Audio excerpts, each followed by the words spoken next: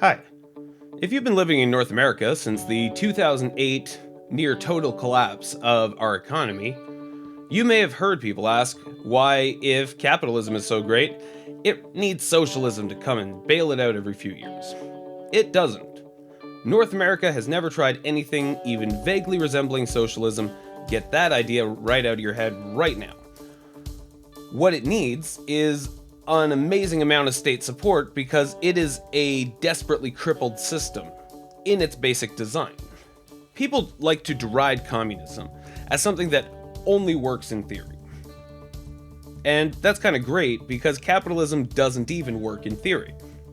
Capitalism requires a state monopoly on violence to support it, back it up, and shape it for it to get anywhere at all. The idea is that if anybody can just make a thing and sell a thing, then the best things will win. And that person will make more money, and they'll go on to make more even better things. Except that the smarter way to do business, and there's a reason that we have laws against this, is to just buy out all your competition and then not have to worry about any. Doesn't matter. You can sell whatever you want at whatever price you want. No one has anywhere else to get it.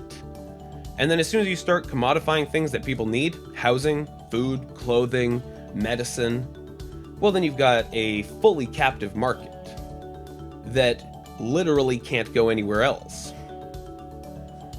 When I'm analyzing a system like this, I like to take the perfect case scenario, see how that works, and that tells me if it's a worthwhile system to look at. So in the perfect case of capitalism, it immediately devolves into feudalism because one person buys out another, buys out another, buys out another. And then as soon as they're a disproportionately large player on the market, they start buying out other markets. They start making household goods, then they start buying homes and renting those out. And then they run internet companies and media companies, and soon you're getting all your information from them, you work for them, you get all of your things for survival from them. That is feudalism. And without state support, it immediately devolves like that.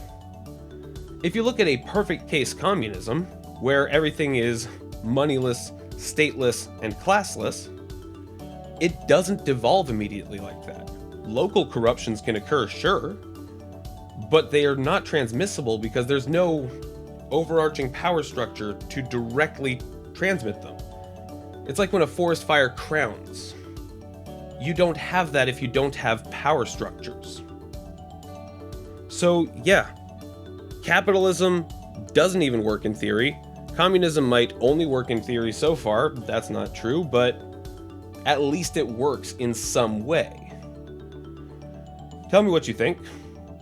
Leave a comment, like, subscribe, share this video with your friends, tell everybody that I'm crazy because obviously I am. Next time, we're going to be talking about why trial by jury and each side having a lawyer is kind of actually fucked up. Not really a hallmark of a great system. Anyways, have a nice night.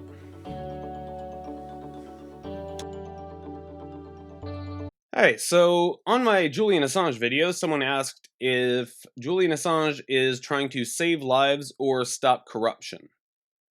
I honestly think that he sees both as the same thing. He is trying to stop corruption on our side of things, like in our government and the American government, basically NATO governments, in order to save lives because we kill people by the millions. But where I feel his vision of things falls short is that he doesn't understand our type of government as being inherently corrupting.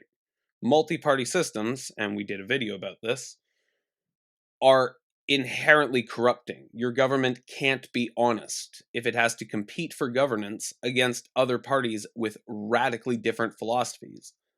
At least it can't morally justify honesty in that case. And trying to root out corruption in the system without trying to root out the system itself is just kind of a lost objective. Can't really happen. So I think that, he should focus more on the saving lives, less on the rooting out corruption, or maybe vice versa. I don't even know, because our system of government is so inherently flawed, it just needs to be entirely rewritten from scratch. And there really is no salvaging it. I'll get more into flaws, like I said, next time the video is about why trial by jury is actually awful. It's just a show that makes you feel better while actually handing you a worse result. So stay tuned for that. Thanks for the insightful question. Sorry, I didn't really have an answer for you. And thanks for your support. Thank you for watching. Come back again.